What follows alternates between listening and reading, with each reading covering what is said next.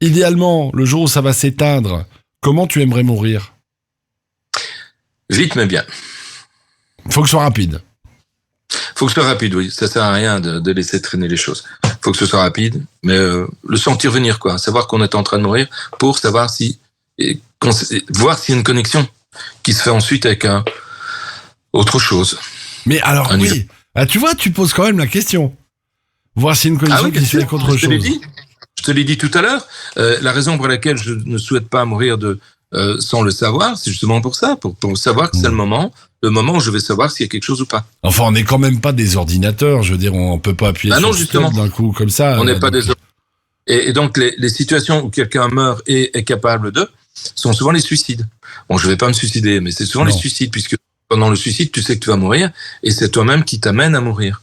Alors, ça veut dire que tu veux voir venir, mais pas pour autant dépérir, parce que ce qui est terrible, c'est de mourir d'une longue maladie, quoi. Ça, c'est horrible, ça. Ça, c'est dramatique. Je plains ces gens-là de tout mon cœur. Les maladies neurodégénératives. Bon, j'ai fait plusieurs conférences pour le fonds Léon Frédéric, c'est un fonds de l'Université de Liège qui nourrit la recherche scientifique, en fait, notamment sur les cancers et notamment sur les maladies neurodégénératives comme la maladie de Charcot. Je sais pas si tu vois ce que c'est. C'est ce qu'on appelle la sclérose latérale amyotrophique. En fait, ton corps se paralyse progressivement et finalement, t'as plus que les yeux qui bougent, quoi.